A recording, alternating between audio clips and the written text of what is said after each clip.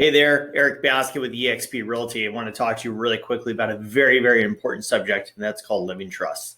All right, dealing with residential real estate, not everything is happy-go-lucky. We deal with death and divorce, and not having a living trust set up really does screw things up for a lot of people, and it really does hurt a lot of families. And I'm going to give you a couple of examples that I've run into, but I can tell you right now, I do have an attorney or a law firm that can help you. And it's usually less than a couple $1,000. Okay. As long as you don't have a whole lot of assets or a lot of properties to deal with, a couple $1,000, not that much money. Right. One of which I had a mom that passed away. I was contacted by the daughter, and mom passed away from cancer. Daughter has been taking care of her for like the last 7 or 8 years. Okay.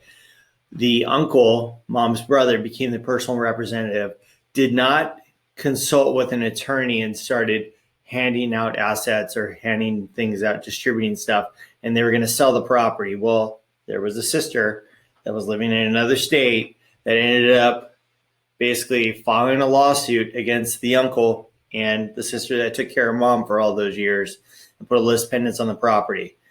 Created a mess. They would have had a living trust that would have taken care of that. Another one recent, Anne Hayes, the actress that recently died, age of 53.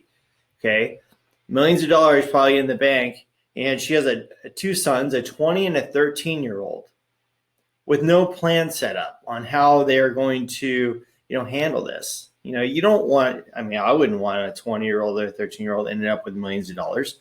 They're going to go out and buy a Ferrari or go do something stupid because they can, right? Another one, probate that I was working on. We're in the process of selling the home. Dad died. One of the daughters, in their 50s, was living with dad after her divorce, had another sister and a son. Okay. No trust set up. Daughter that was living with dad, taking care of dad, not the most well off. Okay. When dad died, the sister that wasn't living became the personal representative, and her and the brother want to sell the house, which is going to make the sister homeless. Is that probably what dad wanted? I don't know. I don't think so. I think sometimes, you got to take care of some of your kids that may not be able to fend for themselves. And here's the reality. This is your choice and your responsibility to make sure that your estate is handled the way that you want it to be handled. Don't leave it up to anybody else. Okay? Don't leave it up to a 20-year-old to figure out now what are they going to do with everything. Put a responsible adult in place until your kids are in an age where they are going to be responsible and take care of things. Handle this stuff on your own, okay? And by doing that, you get an estate plan, all right? Partnering with these guys to help you get the ball rolling, all right? Key legal documents: revocable living trust. There's going to be a pour-over will, power of attorney, and advanced health care directive. Something happens. Trust versus probate. Okay. This is kind of a side-by-side comparison. I can tell you right now, in Los Angeles, if you have an $800,000 estate, you're probably looking at $40,000, if not more, in fees. Okay. And by the way, I had this come up. Let's say you have $1 million house and you have an $800,000 loan. The cost of the probate is on the $1 million asset, not on what you owe. Okay, those numbers definitely go up significantly. This is going to be in the bottom of this email as an attachment. Cost of probate. These things do go up. The larger the estate, of course, more money. Allow for estate tax and savings preservation of assets. You don't want to leave this up to the state. You don't want to leave it up to, you don't want to have to deal with attorneys if you don't have to. Okay. This is the breakdown. So cost of probate, 4% of the first 100,000, 3% of the next 100,000, and then 2% of the rest.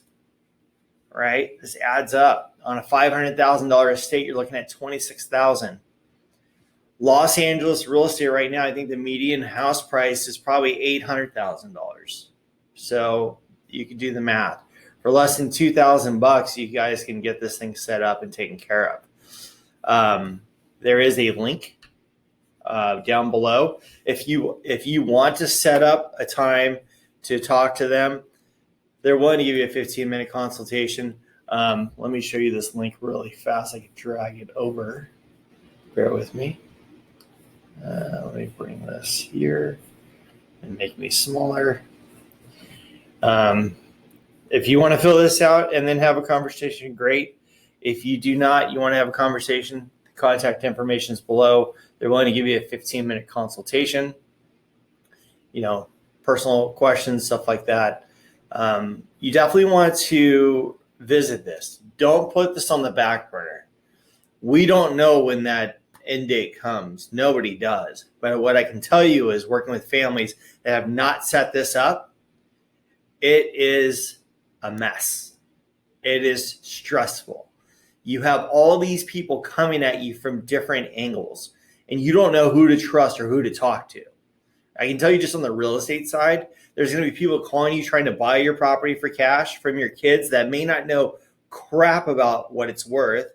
All right. They may not have any funds to pay for probate attorneys. And now you have people coming after them, offering them money, right, that of course has strings attached.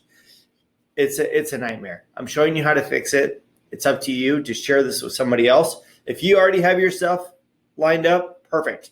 If you have a question about a family member's house, if it's in a trust or not, let me know. I can look that information up. It takes me 2 minutes. Oftentimes when people refinance or do things over the years, houses get taken out of the trust and they often don't get put back in.